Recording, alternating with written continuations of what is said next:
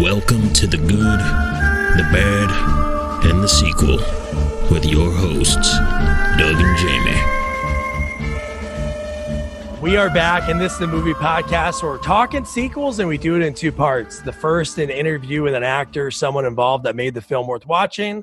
And the second, a discussion of the sequel, what they got right, what they got wrong, and how it could have been better. I'm so excited about talking about this week's movie, but I really hope you enjoyed that insight from last week's interview with Vernon Wells, talking about how he landed the gig as Wes in Mad Max 2, this week's film. But before we get into this dystopian future that is so unbelievable, I have to introduce you to my partner in the sequel watching journey, Jamie Riccardi. Jamie, how you doing? I'm doing awesome, Doug. Awesome. Good, good. How do you think, obviously, if you're watching this on video, you could see me if you're listening to it. I am dressed like one of my, probably the easiest character to dress as in the movie. Not my favorite character, but the mechanic. I even got an earring. You know what? For a second, I didn't think you were here. I thought the mechanic was there. So pretty good. And the mechanic, one thing I just have to say now, because just in case I forget, I thought he was a paraplegic because he was on that harness for like most of the movie, and then he's walking. Yeah. That was it's first of all, I don't think anyone outside of Wes and Max, I don't think anyone has names. Does anyone have names in the movie? Well, they do, and I meant to print that out, but they had names that just basically were what we would call people anyway. Like the tall guy that I wrote down, he's Gyroscope, because that's the name of, like, his helicopter. Well, and then you obviously have Humongous, because that was, pretty creative. Lord Humongous. Max, Feral Kid. No, okay. Yeah, but see, now, do they mention his name, like Feral Kid, in the movie? So I'm saying that in the movie, no names are mentioned. It's all just like... Well, they're not real names, but they call them like something that's not descriptive. Like just description, like Woman Warrior. Who, by the way, before we get into this, Smoke Show.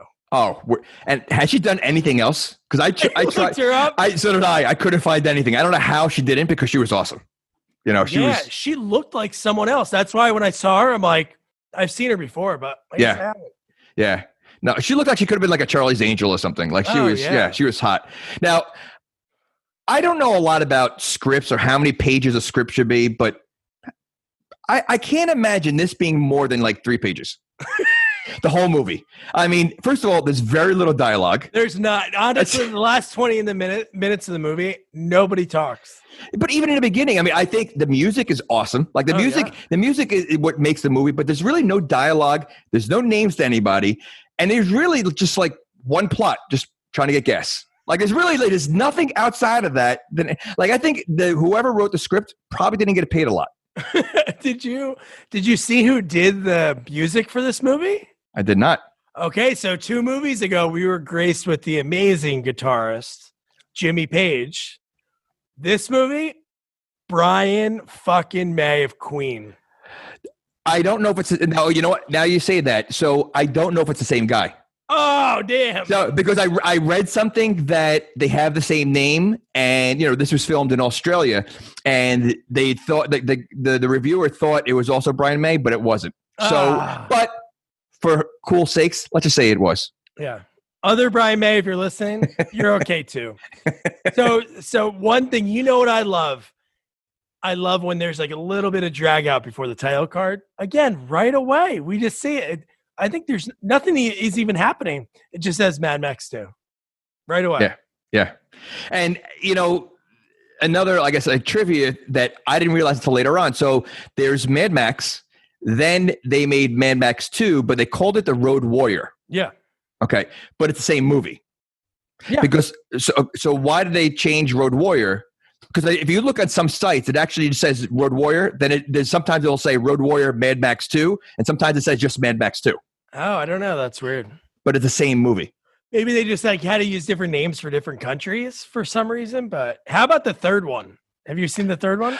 A long time ago. Whoa. I just know there's Tina Turner, and there's like a cage or something when they fight in or something. It's called the Thunderdome. And before they start fighting, she looks around. She goes, 2 men enter, 1 man leave.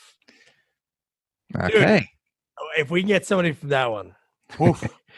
Well, supposedly part 2 is the best one. Oh, dude. Okay. Rotten Tomatoes. Did you see the Rotten Tomatoes score? No. 93%. So you're telling me this is 83 points higher than Weekend at Bernie's 2? Well, I don't think there was a script in Weekend at Bernie's 2 either, so it's a good possibility, but this had better music. So, listen, you know what? I remember vaguely the first Road Warrior, Mad Max. I remember it being a little slower, obviously a lower budget because I think Mel Gibson was like 22 at the time, the first movie. But I don't know what the budget is this one, but they had to up it compared to the first movie. It was $4 million and it made 36. That's awesome. Dude, so I don't remember the first one. I'm sure I've seen it. But the beginning of this movie, that montage with his wife and his baby, and his wife gets decapitated. Yeah, they show you clips from the first, which was cool because, again, if you haven't seen it or you haven't seen it in a long time, it kind of gives you an idea of Max. Because he's obviously a legendary kind of character, So, yeah, that was very cool. And then you had the narrator, which I need to get into later. We'll get into it later on. Wait, who was the narrator? The kid. Oh, yeah. Okay. Oh, you felt like the actor? I thought it was going to be somebody famous. No, but I mean, the narrator sounded like a Harvard scholar, like a professor.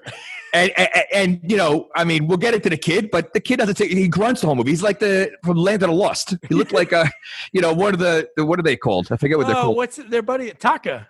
Okay, that's what he looked like. But somehow he sounds like a scholar from Harvard later on as he gets older, which, Oh, my God. So one thing I love about this movie, there's a lot I love about this movie, but action right away. And we see Vernon Wells as Wes right away.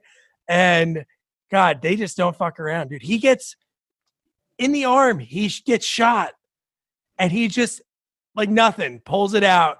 And then just that scream that and that look that he has in this movie. First of all, now was this made before or after Commando? Oh, before? This is his first movie. Okay, so he looks way bigger here than he does in Commando, and he looks so different. I mean, it just shows you what kind of great actor he is. Because for years, I never knew that was the same guy. Like, he really did an incredible job. But I do have to question two things about him in this movie. What are you going to question? That he can do flips? That's one of them. However. Was he now the Village People came out in the 70s, right? Yes. Because he was wearing the same pants that I think one of the singers in the Village, the assless chaps. Oh, the biker, yeah. Yeah. So he was, and was that his mate on his bike? I didn't see that. I thought, and then later in the movie, he gets put into timeout by Lord Humongous. He has him on the chain and he has him held back, and then he lets him loose and he goes insane. So I don't know what that was. I think they're just I don't think it was timeout. I think it was just like let's release the dogs and let him, because he was kind of like Lord Humongous sounded very intelligent, compared to everybody else in the movie, Yeah. and I Wes is such a wild animal, he really but the guy, that was a guy, right, on his bike? The blonde hair guy? Okay. So was that his, was that his boyfriend? I don't know. It seemed that. And then now I know you're saying this. There's no girls in their gang at all. No. The girls are all in the other. So that's kind of weird. But maybe they just don't. That is weird. Wouldn't they want to procreate so their gang can grow and be around for a while? Well, maybe they learned, maybe in the future, in the dark future, they're able to have men can have babies. Maybe they can have babies. I mean, not for nothing. Chaka, whatever his name is, the feral kid. Yeah. That could have been produced from listen, there's a lot of weird looking characters, so I wouldn't be surprised if there's abnormal births in the future. Who was his mom or dad? No one, right? We didn't know. They only really showed two women, the older tough one and the hot one. So I don't know. Yeah, and then they showed the young one that was going to leave with gyroscope. Okay. She wasn't bad looking either. Okay. I don't know how old she was, because I'm like, this guy has brown teeth. He's drinking all his gasoline and diesel fuel. She looked like she was probably in her 20s. Okay. Oh, but she wasn't good looking. She wasn't bad looking. She was okay, right? He was hideous. So like, but again, I guess maybe if you're used to seeing the same people over and over again, you welcome fresh meat. Or she's probably like, you know what? I'm about to get murdered by all these guys that come in. So maybe this is a pretty good exit. Okay. All right. So Max, we obviously see Mel Gibson. He's Mad Max. And like this whole thing about getting the gasoline, it is such a wild concept because we don't think that could be a thing. Like right now, they're like paying people to take gas because there's like too much. But think about when we had like a major snowstorm and the people, I think maybe it was Sandy or something. Sandy, yeah. Okay, with Sandy or the floods. People were lining up to get gas then. So I could see that in the future how important it can be. However, I feel like the bad guys waste a lot of gas. They do. Because they're constantly driving in circles, going around. I feel like they have a surplus of gas somewhere that no one knows about. Yeah. Well, they do. They definitely do have. They have it they have to have it somewhere that they have it stored. We never saw like where their lair was because we always saw them just hanging out in the desert. But how about just the way Max has to get everything? He doesn't have like a can. He just like the gas is pouring out of this semi truck that's like flipped over. So he just like putting all these random like Tupperware kind of things, filling it up just to be able to get to his car. But how about the one guy that he dumped over that just coming out of the car, like a fiery car, you see the hand come out and then the one dead body falling out of the semi truck. Dude, that was cool. Just to get into action right away within 5 minutes. So great. And no dialogue. As soon as the narration was over, there was a good 15 minutes of the movie, like when it really started, no one spoke. Yeah, Wes probably speaks the most or screams the most. I would say he growls a lot. Yeah. I don't know if that's considered speaking, but yeah, he was awesome. So then we get to, he has the gas, his dog's name's Dog. I don't know if he had a name for it, but everywhere you look, it's Dog. But I see him. And what's funny? I watched The Walking Dead and one of the characters got a dog later in the seasons and he called him Dog. So maybe it's something to do with, the future. A future, I guess. I don't know. I guess they do. Well, listen, considering no one else has a name in the movie except for Wes and Max, are you surprised that Dog has Dog? It'd be great if the dog had like Professor Buttercup and he had like a real name and everybody else just like. But so then they have to go. He's he's always looking for. Just thinking about having to do that. Always looking for gas. You need your fuel to keep going. So he sees the little helicopter, which is pretty cool. Just sitting there. He goes up and his name's Gyroscope Man. I'll call him Tall Guy because that's a mouthful every time. He pops out from underneath the sand and dude, he has him held captive and you're like, holy shit. So was he setting because he kind of was like a snake, and that's what brought Mel Gibson over to grab the snake. So yes. Was he was that a trap to get Mel Gibson? Was that what he was trying to do? Well, no. Well, we know later in the movie he uses the snakes to protect his fuel. So let me ask you this. Okay, so Mel Gibson comes by. Obviously he needs the fuel. How long do you think that guy was under the ground? Because it doesn't seem like there's a lot of people in the future. So what if he's down there for a couple of days? He's just waiting for someone to come by and just happen to see Mel Mad Max come over. It's funny. The movie Red Dawn. There's a scene like that sort of. And I remember watching it not even that long ago, and I was like, God, how long were they waiting there? What if they never came? And you're just like, all right, I'm gonna pop up. It's like playing hide and go seek. You're like, I'm gonna pop out now, and then they're right there. But if you wait, I don't know. But no, so he has him. He turns the tables on him because Dog saves him. And then first he goes to which we find out that his gasoline is rigged. So So Max tells him, he goes, you could try to steal it, but you're going to blow up. He has a trap on there. I don't know if the guy really believes him, but then he also has a knife under there. Yeah. That's what I did like about this movie where, as unrealistic the movie is, there's a lot of realistic aspects of it. Again, like you discussed, where he has to go for the gas. He has to use everything he can to store as much gas as he can. It's not like he's walking around with a gas, can, and he's able, so it's very cool. So even protecting as scarce as gas is, he's protecting what he has, but so I thought that was pretty cool. But yeah, he turns the table on him. Yeah. And that guy, do you remember what movie he was in? He looks very familiar. I just can't Was he in the Pirates? Was he in the Pirates of the Caribbean? No. Well, he could be, but he's in one of the movies that we covered. He was one of the tall, dirty Australian guys from Ace Ventura: When Nature Calls. Oh, with the white bat when they were at the cabin. That was him. Yeah. I could see his teeth hasn't changed much because he has the same brown, yellow, spacey teeth that he had, in Mad Max. And he was as dirty. Same thing. If not dirtier. So now, speaking of him, everybody in this movie has weird, cool outfits. He's running around in long johns and pajamas. I know. And then I didn't notice that until the end. And it looked like he was wearing a robe. It looked like a leather robe. I don't but maybe I feel like he was like that guy that was like kicked out of a gang. Like he was like the lamest one. They didn't want any part of him, and he just tried to tag along the whole time.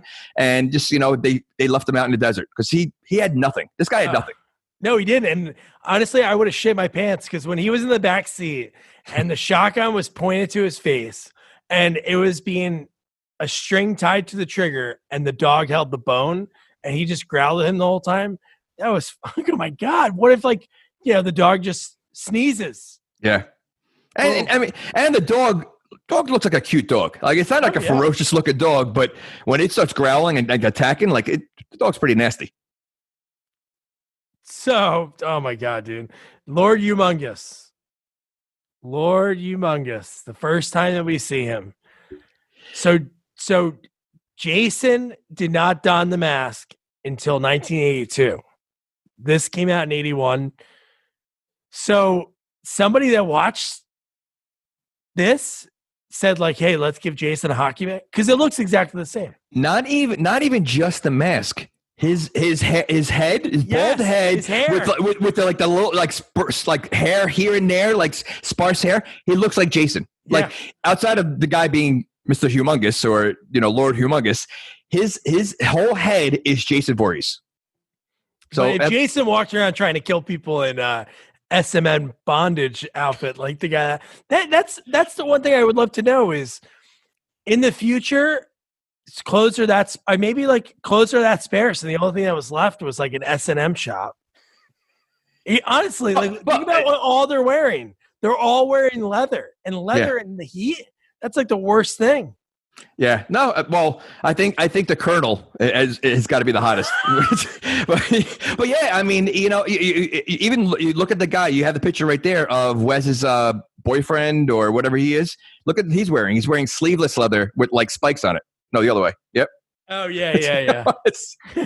No, honestly, you got to think of the most ridiculous character, now that you mention it, was definitely the general. Because, God, everybody else, were wearing, these futuristic things. And I love that everybody wore, I know Lord Humongous wore a hockey mask, but even the guy that was the leader of the good guys, I guess we'll call them, he wore, a hockey mask, too, when he was driving at the end. So, I don't know, sporting goods stores and S&M. Well, I mean, I'm sure at the time, what was the budget? You said $4 million? $4 million? And I think it was only filmed in 16 days or something. It was a short film. The car that Max drives, I was reading, they only made 60 of them in Australia, only in Australia. So, but all the outfits, even Gyro, whatever his name is, what was he wearing on his head? Was that a propeller hat? Kind of, yeah. He was wearing an old timey, World War II kind of era, and then he had the goggles too. It's almost like they sent the actors to a thrift shop and say, "Hey, pick whatever you want to wear." It's like when you see those, I think it was Big Daddy. When he tells the kid, "Wear whatever you want to wear," and the kid was wearing all different sorts of things. Yeah, that's almost like this. They go there, pick whatever you want. It doesn't matter how ridiculous this is. We're gonna put it in the movie. Yeah, my favorite thing about the gyroscope guy was that he was wearing that outfit. Obviously, it could fit a lot of things in it, but he was pulling out the binoculars that were super long, and he was man, he got treated like shit this whole movie. And I get it because he was trying to rob Max, so Max held against him, but. Well, yeah, but he's way too much. He's kind of a hero at the end. Oh, he's a hero. Yeah. So, but again, I think it's because he's he's probably that annoying guy that wants to be cool with the with the Wes and the Humongous guys, and he just he's a tag along, so he learns he gets respect from the other group. That would have been a great little thing if they would have said like, "Oh, look who it is! It's that guy that used to always hang out with us. Get him!" But no, I love that. So Mad Max, he's not the best dog owner. I know there's not enough food in the future, but he's eating most of the dog food. He throws it to dog to eat the rest. And I love that the other guy is waiting for the can and he pulls out a wooden spoon. He has like everything he needs on him. He's Inspector Gadget. He doesn't have a home. I mean, like considering he was in the middle of the desert underground, unless like what he came up from underground, that's like an Oscar the Grouch kind of thing. Maybe he has his own like little tunnels under there, but outside of that, he owns nothing. Yet he has like the coolest plane. Like, helicopter, I mean, that he has, like, which is, I'm surprised he is able to have that and no one else has that. Think of this right now. So I wrote down that they are the odd couple of the dystopian future. I would see Max as like the Felix Unger, and then Oscar is easily, the guy that walks around with his own spoon. Maybe they got, did that came out in the 80s or late 70s? That had to be the 80s, right? Odd couple? Oh, no. It's 70s. Oh, 70. Okay. So maybe that inspired it. All right. Never know. You never know. So Max, they're sitting there when he looks with his binoculars and then, tall guy pulls out his like super old school, like pirate ship scope. And they see, I guess they were trying to run for gas. He knew there was he knew where the gas was. Yeah. Well, no, I know he knew, tall guy, but they saw those girls and the guy getting chased by Lord Humongous and them. Right. Which, God, yeah. I know we saw boobs in that scene, but then it got like... Yeah, but listen, if you're going to see boobs, that's not the kind of boobs you want to see. No, not at all. But again, it's 80s, right? When it's 81. So 81? I think it was a proclaimer that if you're going to make a movie in the 80s, at some point you got to show boobs. Yeah. Even if they'll add it in. Yeah, they have to boob at some point, yes. But yeah, that was pretty brutal. I mean, what I thought was pretty cool is when the tall guy was looking, you could see how disgusted he was. Oh, yeah. And that's the first time I realized, all right, you know what? He's not really a bad guy, because he didn't like what was going on. This whole time you don't know his character. He's trying to rob, Mad Max, but you realize that he's a good guy. He's still a enigma. Like you don't know what's his deal.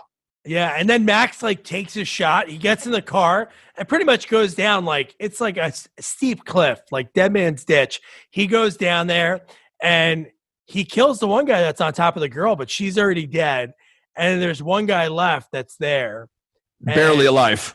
And he promises. That's where Max. I get it. You need gas, but when he goes, if I bring you back there, will you give me? Right? Doesn't he even ask for the amount? He's like, "Give me 5 liters of gas, and I'll bring you back." Listen, it's we're not. It's a different world, man. You got to survive, so you have to.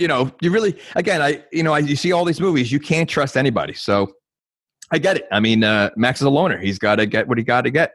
No, I love when he does get back, and he goes to the main guy, which I think that guy's name's like Papa Ganola. It's something weird. It's like he looks familiar too, and I looked him up. I didn't really see him anything, but he has that face. He kind of looks like that older guy with a deep voice.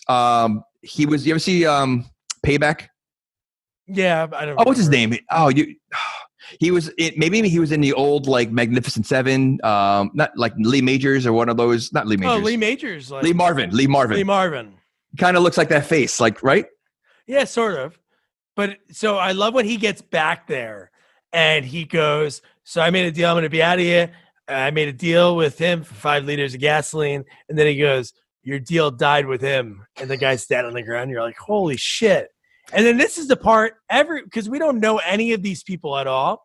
And they just start screaming at each other because the one says, hey, we need to get out of here. And then the older woman with like the darker hair, who later is kind of nice to Max, but she's screaming. I think that was her son or her husband. So she's freaking out. Everybody's freaking out. You don't know what's going on. And then Lord Humongous comes on the microphone. And dude, Well, Max is also wearing leather, right? As Lord Humongous. So think about it from their point of view. You got this guy dragging one of their own who's dead. you can't trust the guy. He's wearing the same kind of leather as Lord Humongous' group. So I was thinking they didn't trust him and they thought he probably killed them and trying to steal their gas. That's what I thought. So I don't think the deal wasn't going to happen anyway because I think they just didn't trust him right off the bat. Yeah. So two things we kind of mentioned before, but this is when we first see the mechanic, me, and we see Woman Warrior and she looks like, you know what she looks like? Everybody else is dressed. You look at their outfits. It kind of looks like thrift store. Her outfit reminds me of like a stormtrooper or in Bill and Ted's Bogus Journey, like in the future, like what they were wearing at the school in like that opening scene. Well, it looks exactly like that. 100%. Well, I mean, listen, they had to show her figure. They had to find the tightest thing she possibly could wear. I mean, I wouldn't have minded seeing what, Lord Humongous was wearing, put on her, something like that. That might have been a nice, but yeah, they had it, she was the only thing attractive in this dark, ugly person world, because outside of her, pretty much everybody's ugly. It's like, it just, it is what it is. So I wrote this down because I think we already saw him really quick, feral kid. But when he's running away, because he sees Max when he first gets in there, he's like scaling something and he goes down and he has like a little, like a tail looking thing coming out of his pants. I don't know if it's like a raccoon hat kind of tail, but there's one part he has like a tail. So this is what I don't understand. Everybody there speaks English. I know. So when is it like, so like, it's just so bizarre. Like there's no explanation. There's no explanation like whose parents are, why he just grunts. It just doesn't, and yet he's the best warrior they have. Yeah. And the fact that he is the narrator. He speaks. Clear, like I said, like a professor. So like there's so much, you want to talk about plot holes? Like, I mean, that's, again, he's just, I really don't get that whole thing, but he was awesome. I mean, to me, he was the toughest one. He was braver than everybody in that whole gang, of the good guys. He was awesome. And he knows how to use a boomerang pretty well, I think. You might say plot hole, but I say an M. Night Shyamalan twist. Because who would think that is the friggin' narrator? The kid that grunts and then coos like wolves. How about that part? Oh no, that happened just before this. So before Max brought the body in, those guys came back. Wes and the gang came back to check out the scene, and Max is able to drag that guy's body into the ditch. And those guys are like right over the hill, and friggin' the kid starts cooing. You don't even see him. You just hear like howling, and they're like, "Oh, we can't go over that way." And the friggin' kid is the one that's doing it. It looks so bad, but it's so funny. He saved Max multiple times. Oh, yeah. So yeah. But again, yes, I agree. The twist, I totally did not see that coming. But explain something. Explain why he's the only person that I think even Wes sounds more intelligent than this kid. Like, kid, so it doesn't make sense. It just doesn't make sense. No, I know. And then even at this point, so when Lord Humongous is outside in the like with everyone, they have a couple more of the people still hostage, like tied into the front on the truck for the rest of the movie. That's pretty cool. One of them's on there for the rest of the movie. Yeah. So who was a great guy too, and I wish I could have like dressed up like him, but I don't think he's even on here. Toady, the MC, the rock and roller of the Ayatollah. He looks familiar too. Like he looks like an old school like comedian kind of thing. Because I forget his name, but he looks very familiar. But yeah, he was great. He was another one. But he was kind of dumb. He tried to catch a metal boomerang that just went through someone's head. So Feral Kid comes out right away. Yes. Yeah. Right away. Throws it. Wes ducks. It goes into Wes's quote unquote boyfriend's head. And he bleeds out. He's dead. Did the fingers go first or No, fingers are afterwards. No, fingers were after Wes threw it. Remember, okay. Like, yeah. Yeah. He threw it. The kid ducked, and it was like, shoo, shoo. Yeah. And then Toad jumps up, and I love the zoom in and all of his fingers. That was pretty cool, though. That was pretty cool. I mean, that was all. But he didn't seem like it hurt that much. Like he didn't scream or anything. He was just like, like he was numb to it. And then he just when he goes ballistic in this movie, obviously this is a movie he did 40 years ago. So it's not like when I asked him to do some of the commando lines, which was like, I had to do, like, I could not like live with myself and be like, oh, you know what? I never asked Bennett to say his favorite commando line. But like to ask him to do these lines, he couldn't do it because the neighbors would probably be called because he has to like scream. He goes, "We go in and we kill them." And he just goes absolutely fucking crazy. Yeah, the rest of the movie, he's just insane. He's just, he's hunger. So Lord Humongous, he says, "Walk away," 7 times. Just leave the gas and walk away. Well, you don't think he would sound like that, right? No, well, he must have some kind. Maybe he has one of those tracheotomies, and listen, you don't know. I wonder. Listen, as big as Wes is, Lord Humongous would wreck him. Oh, I know. Lord, he's huge. Do you think the feral kid is the love child of Lord Humongous and Wes in the future? Now, I was thinking now is going to be a twist to mention who this kid's parent was. Because we'll obviously go back to this, but later in the movie when they're like, "Oh, we got to leave. Like people are trying to grab him, but there's no like person that he's gravitating towards. So he almost seems like he showed up one day. Even if they threw in like exposition like that randomly, just like, "Yeah, he showed up here 4 years ago." Didn't speak nothing. Where's his training? The kid's like 8 years old. He's not even like a teenager. He looks like he's younger than 10. So yeah, he's like 6 or 7. That's what I say. So he's a young kid who has incredible training. And doesn't speak at all. One word of English. Yeah, it's just weird. And then Max was nice enough to give him a music box that was like Pop Goes the Weasel, and he was like so fascinated because he's never been a kid. Yeah, he's out here throwing deadly What? Now I know why he doesn't have a parent. Because if you're a parent, why the hell would you let your kid throw around a metal razor sharp boomerang? Well, maybe he killed his parents. Like his father goes, "Hey, you want to try the new boomerang out?" And there you go. All right, feral kid. Just make sure you tell Dad when you throw it. Oof. Cuts his head right off. And he lives underground. Yeah. So again, is he part animal? That's like he doesn't live in like as everybody else. He lives underground, doesn't speak English, and his hair looks like Peggy Bundy. Yes. So how about when they convince him to go get the truck in order to leave? He goes, "I know there's a semi. I can help you get the gas out of here." So he carries. It was like a Stallone training montage. Like that's like one of the deleted training scenes from Rocky IV. He is carrying them on a stick, 5 liters of gas. Which would he need 5 liters to get back? I don't think it was that far. He walked that far. Yeah.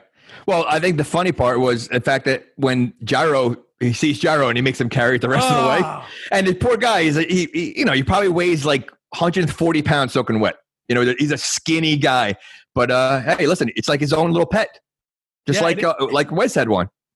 Yes. No, he was like trying to get away. He was so tired because he was so hungry and thirsty. And he just saw his trail and he caught up with him. And then he had a gun on him. And the bullet that he had was a dud, which happens a lot of times. And he was warned about. I think the tall guy told him it's probably a dud. So, yeah. Well, I don't think Max is really, as smart as he is with some of his contraption stuff, I don't think he has a lot of common sense. No, not at all. No, he seems like just all business. He can like do grunt work. But when it comes to like using his brain, it's not that good because he screws up a lot. Loses his life because of the mistake that he makes. So then they finally get back to the gyroscope's place. And he's so excited because there's a car there and there's a dead body and his snake. And then oh my God, dude. So this dog, I know you said the dog was probably, it looked nice. Yeah. That dog, they must have like put something on him so the dog would like nip at him. But dude, that time the dog almost caught him so good when they were trying to both grab the fake snake. Yep.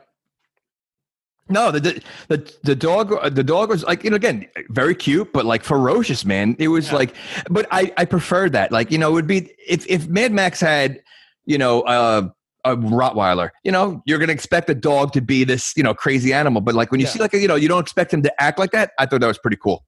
No, that was good. I love when Max is like rummaging through the guy's stuff. The one thing that just like I can't stop thinking about is why would he have one large die? One dice. supersized in its own compartment on his like utility belt. And all the other shit, he had some shotgun shells, but that was like so bizarre that he had that. My earring just fell. Again, I think they just went to the thrift store and they said, "Hey, listen, add whatever you can and do it." You know, it doesn't have to make sense because the movie's not going to make a lot of sense. So that's great.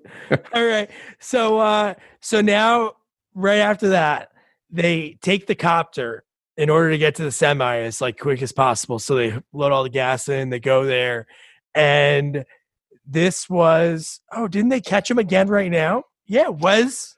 Well, this is with the is this a dog scene? No. Okay. No, not yet. Oh. Okay. No. This is when they go to the semi because he was talking about getting the tanker for him. So he's filling it up, and then Wes starts seeing them. Oh yeah. Yeah, dude. That is such an awesome scene.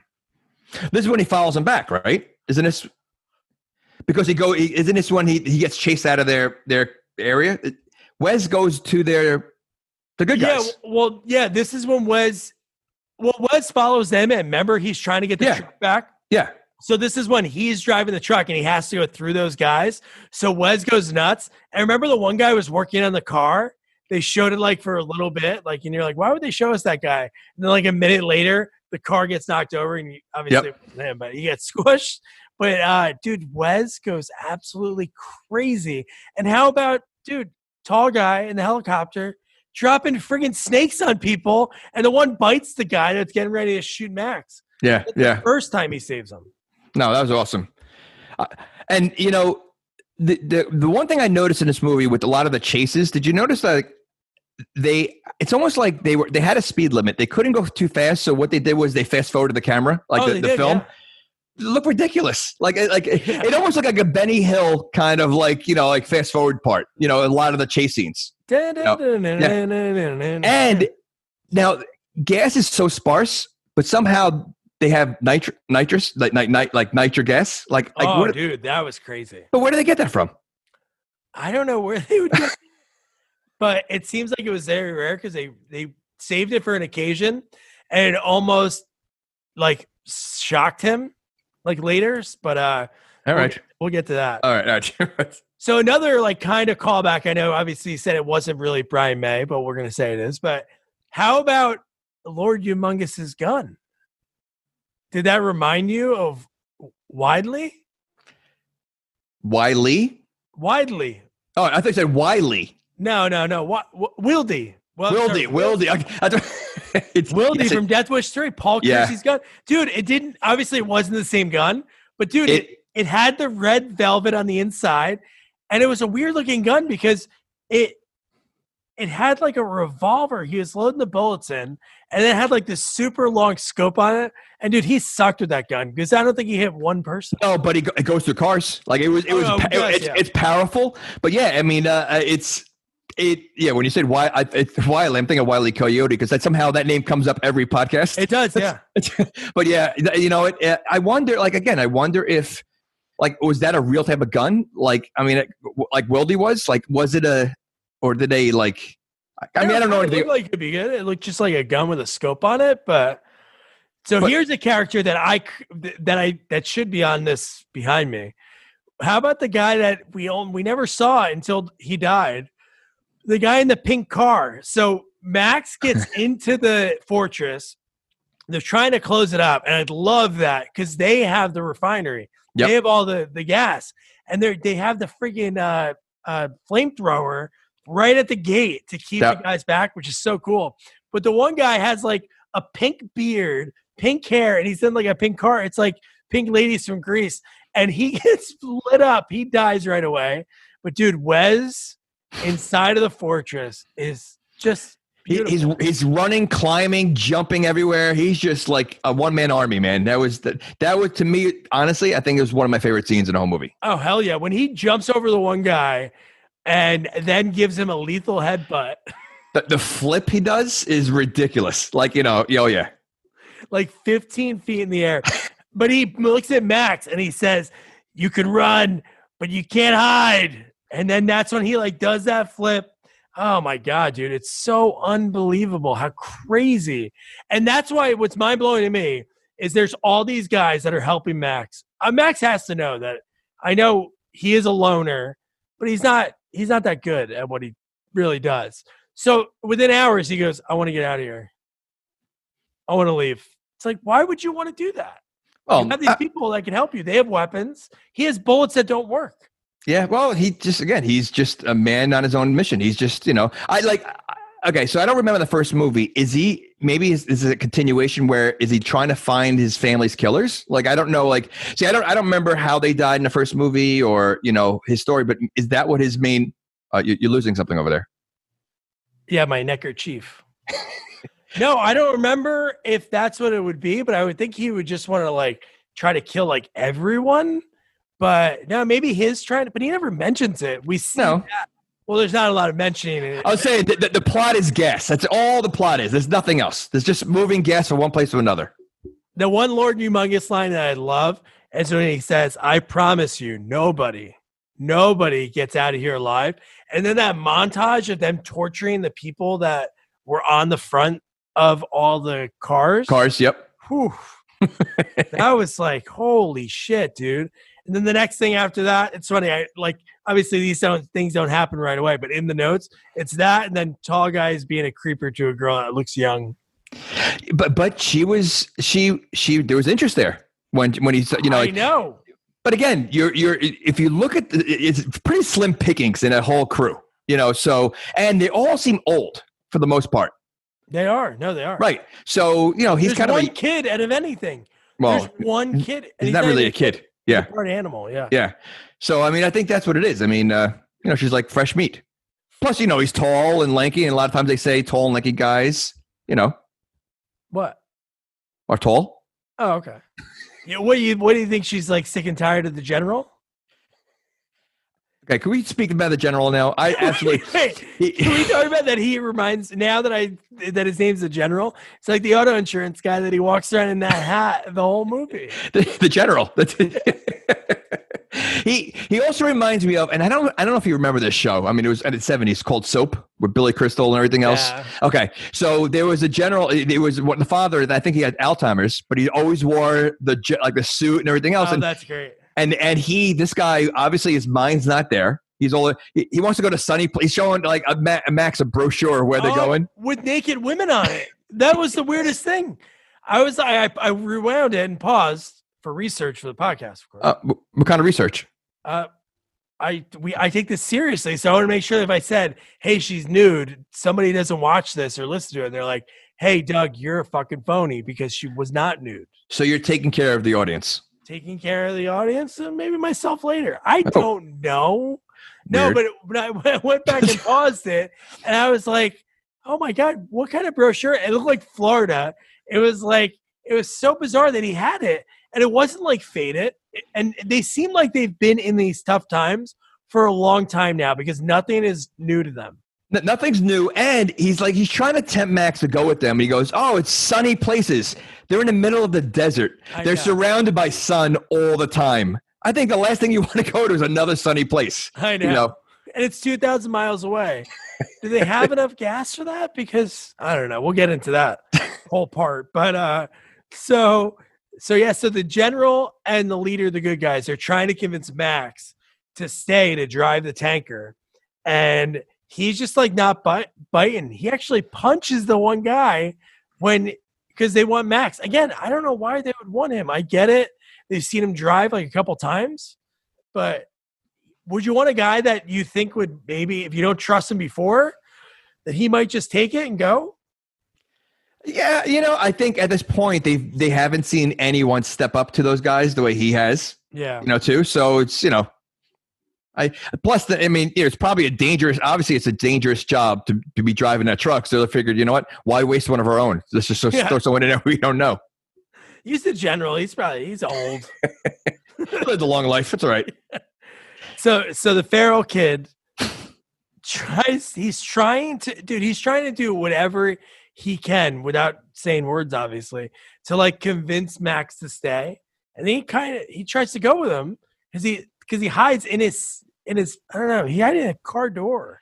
I think the kid just wants to leave that place so bad. Oh yeah. So I don't think it was. I don't think it was convincing Max to stay. I think it's convincing Max to take me with you. Yeah. He's like, they're not teaching me anything here. Nothing, because there's no other kids at all. How is there not accidentally another kid? Yeah. Unless they're all related. It's possible. I don't know. Maybe this was the origin of Texas Chainsaw. Oh, maybe. Sounds good. Just saying.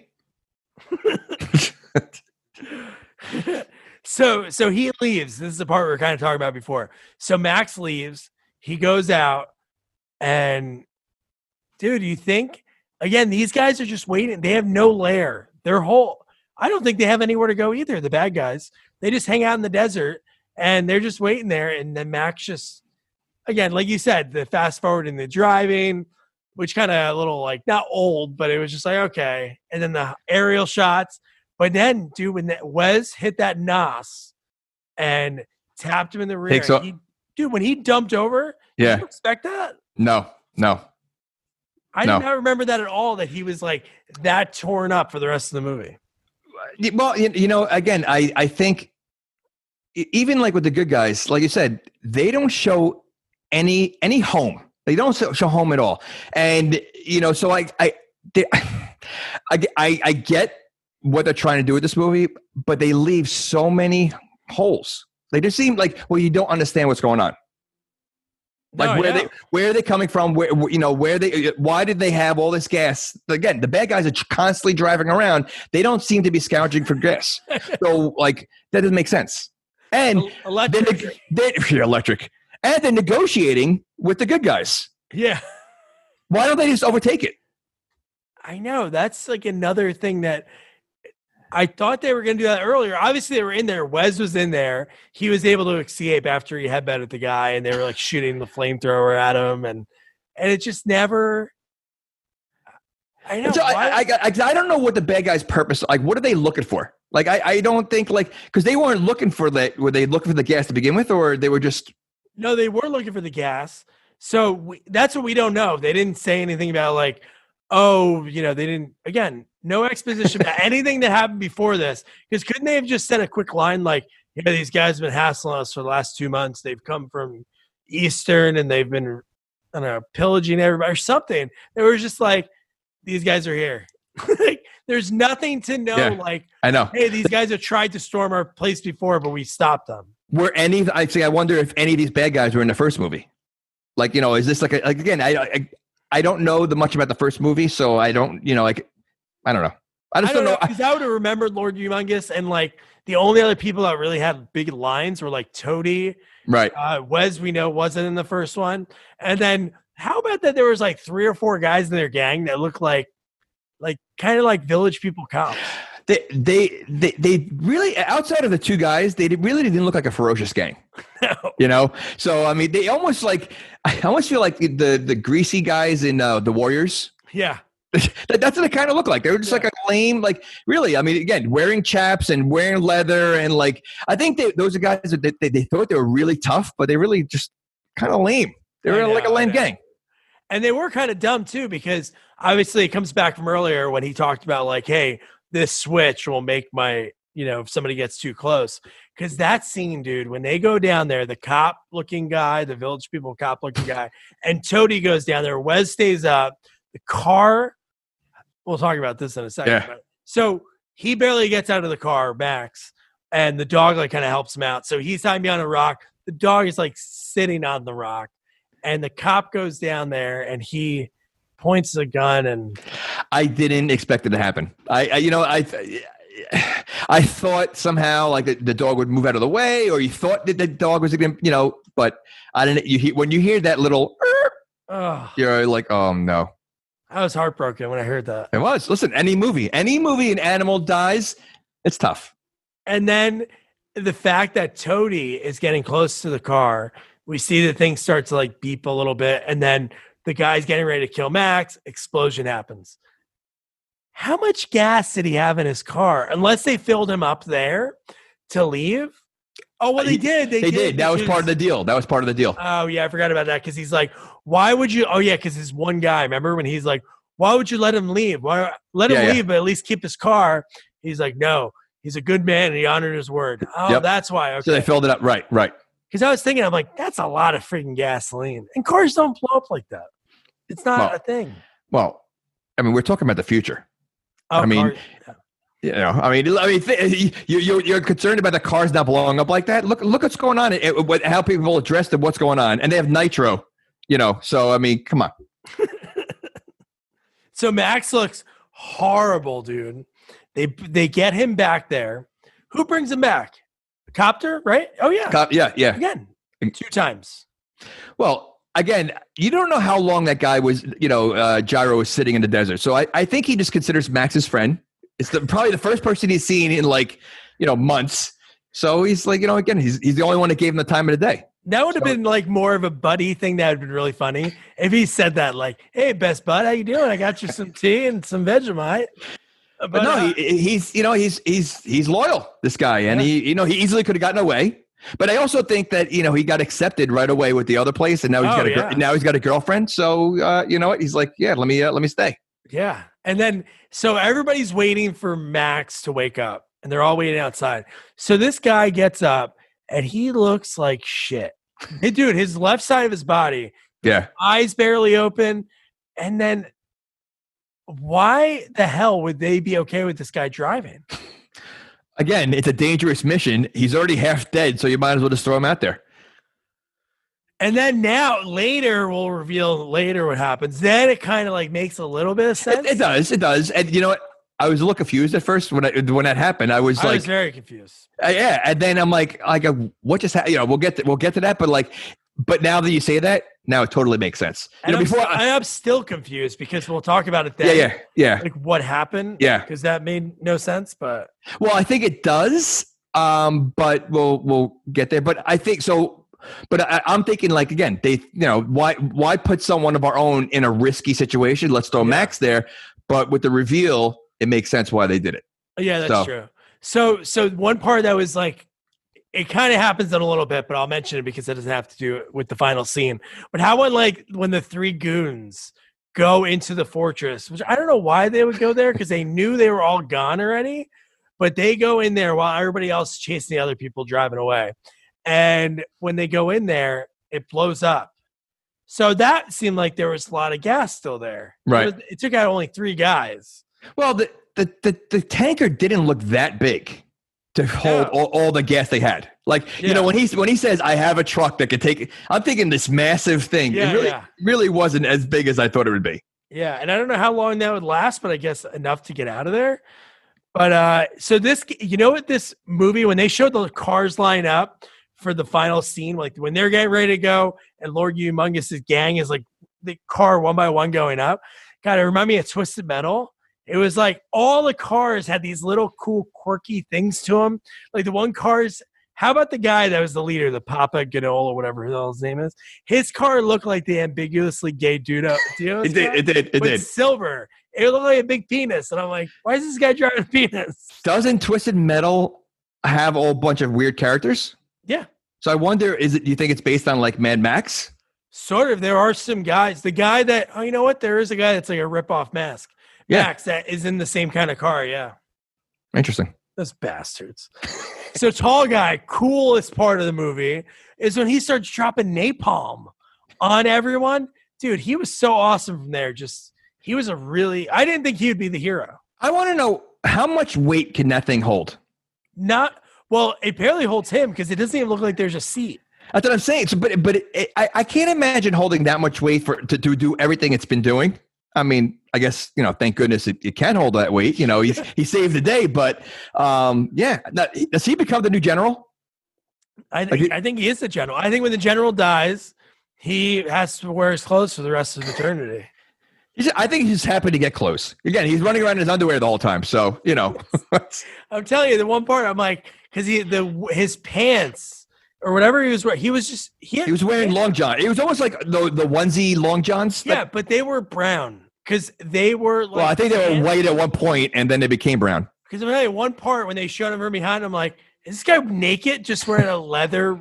He's wearing a leather bathrobe. Well, he was probably the last one to go through the thrift shop. So they had was a jacket. And so he's like, "Oh, listen, you got to wear your underwear, but we'll give you a jacket." That's all that's left. That's so awesome. And so the guy on the back, dude. So we talked about it a little bit earlier, but when Wes is chained up and he's like screaming, and then Lord Humongous finally lets him go, and he's like going batshit crazy. So when they're chasing the tanker, it's the mechanic on top towards the back wearing, do you see what he was wearing? He was wearing like a black vest that had studs on it. Yep. Again, bondage store. Women warriors in the back, but the guy that was in the very, very back, I don't even know if he had any lines in the movie, but he was wearing like the same outfit as Woman Warrior. Dude, when they throw that frigging grappling hook and it hooks his leg, oh my God, the pain. Yeah. Because the car, to rip that, they slammed the brakes on that car that did that. And dude, then an explosion happened and that guy was done. Well, in one of these scenes, in real life, the stunt guy that gets thrown somewhere, he broke his leg in the middle of. He almost died. Like there's a scene where the stunt guy that I wrote down that was like flipping. Yes. Yep. Oh. And that was a real that wasn't a dummy. And supposedly he had a bad crash. He totally broke his leg, and they said he was lucky even just to be alive. I mean, that was a crazy stunt they did. Holy shit! No, when I saw that part, I was like, how the frig is this guy? Yep. Given it didn't even look real. I was like, was that a dummy? Was that the dummy from Police Academy 6? Oh my God. So where are we at now? We're at the big chase at the end. That's it. This is where basically half the characters die. Oh, and this is the first time that I noticed that the mechanic was not a paraplegic. So on the back of the thing, I'm thinking he's going to be pretty badass. He drops a Molotov cocktail on his feet, and then Woman Warrior, the hot smoking broad that she is, she goes to help him when he's on fire. And he even says oh no, it's okay. I'm okay. And his hand is on fire clearly. Yep. And then she gets shot by Wes with 3 darts right in the stomach. Yep. Yep. That's, again, they I'm assuming they seem like a group of people that really don't go to war too often. Yeah. So I think it's that's probably the first time they ever had the cocktail. They ever probably shot a gun or whatever. They probably don't even drive. They probably just stand around, hoarding the gas. So, I'm not surprised that half of them all die. Did the general die? I don't know. No, General did not die. No, he made it on the bus. No, all the other people were on the bus. It was really just Woman Warrior. She died, which sucked. How about the fact that, so this is crazy because she was clearly dead. I thought it was going to be one of those one last shot or something. Yeah, she comes, shoots somebody to save. Yeah. But how about the fact that the bad guys come up and they want her body? And it's weird because you don't see where her body goes, but you see the mechanic when they pull him out. He goes right to the ground. But I really thought they took her body and threw her in the car. You didn't see her body go anywhere. You just saw his fall on the ground. But I was like, man, they're fucked up. She's dead. What is she going to do? Maybe they can eat her. They could eat. Oh, you know what? What do they eat? If he's eating dog food? Right. And listen, if you had a choice to eat any of the people that you just killed, she'd be number 1 on the list. She would be number 1. Yeah.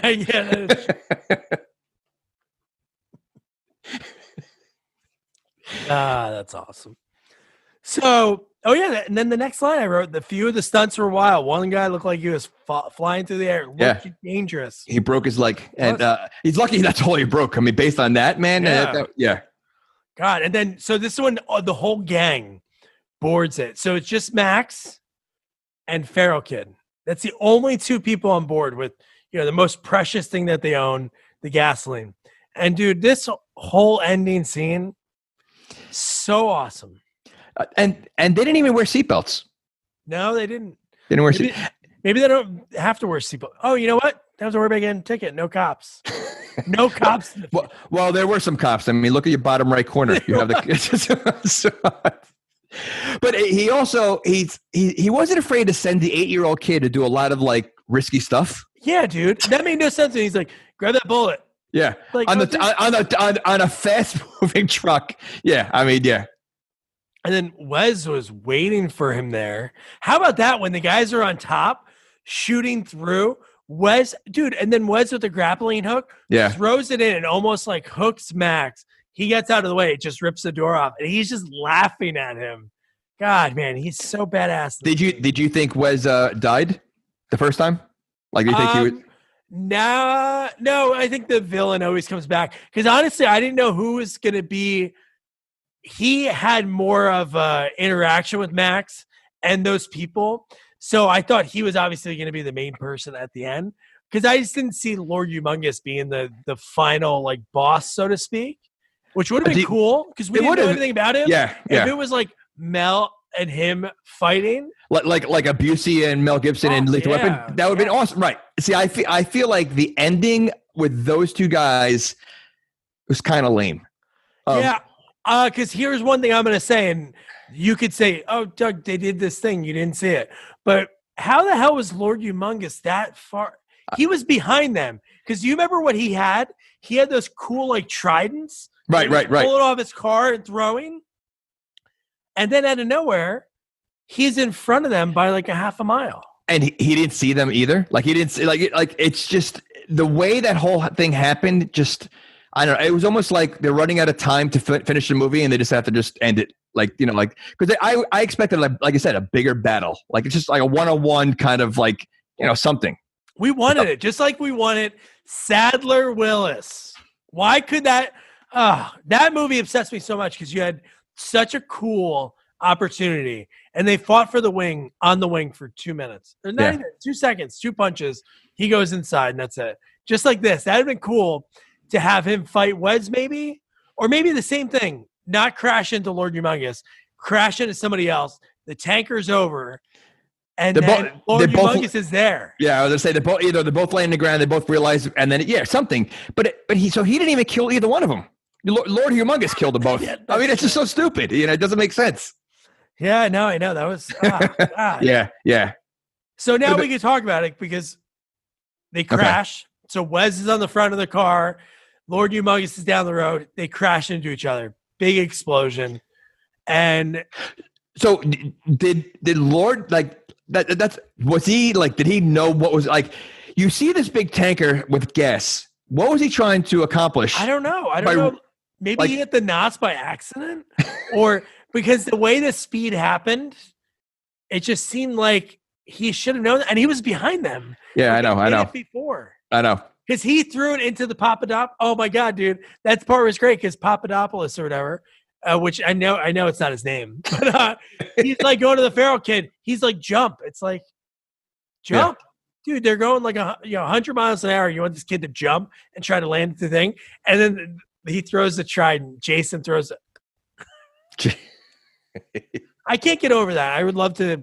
Now I have to go back and watch Friday the 13th, part 3. It's totally his hair and his bald head. There's round bald head. I mean, it's it. But yeah, so now they crash. Yeah, the tanker's flipped on its side, and you're like, oh my God. And then I think it's even starting. I think Max gets up and realizes the cap's off, and it's just dirt. It's sand. Oh, sand, yeah. Yep. And like to me, now I'm like, okay, so how the hell they wanted to take all the gas? That was the most important thing. I know the most important thing now that we know that they wanted to get all the women and children, and elderly, like out of there. So how much gas do they have? Because they didn't have another tanker. They showed the bus at the end. And well, where was the gas? Or you know what? Maybe they didn't care about the gas, and they just wanted to get them out of there. And you know what? Now that I think about this, so they obviously set Max up. Yeah. Right. That's why he probably wanted the little kid to jump. Oh. I just thought of that. So that's probably why he was trying to get him out of the truck, because he knew, there was nothing there. That's shitty. I wonder if everybody was in on that, because no, I bet you they weren't. I bet you Woman Warrior, and they didn't, maybe only Papadopoulos knew, because Woman Warrior, she was there like defending this thing. Like it was like really, obviously she would do it anywhere because she would want to die. But just before that, do you remember when she says to Max, she's like, sorry, I was so mean to you the first time. You're my respect. And I'm like, that's really cool. And then this shit happens to both of them. So how about this? We didn't mention it before. So he's dropping more napalm. and he crashes. Okay, right? He crashes. It cuts. I thought he was dead. I thought he was like he died a hero. Of course he died. Yeah. Why? How could he survive that? He gets shot by Lord Humongous. Yeah. Lord Humongous shoots him, and then like 5 minutes later. And again, he's got napalm on his helicopter. So you're crashing. That's not going to explode. Oh, that is true. But when we saw him at the end, I'm like, what? Yeah, I know. Fuck? Yeah. So Max is the detour, and then in that so at the end of the movie, I didn't even realize that he was an narrator. The only thing I heard at the end was the fact that he said, "I became the leader." Right? Yeah, when I first heard that, I don't know who, like, I still wasn't putting two together, but it was the kid, and I think that's a pretty good twist. That the kid was like became the leader, but it doesn't explain how he talks like a scholar now from grunting the whole movie. That doesn't make sense. Yeah, that was kind of confusing, but and then I love because I left it playing at the end of the movie. I don't know how long you left it on. It's not like I was watching it, but it said exit music.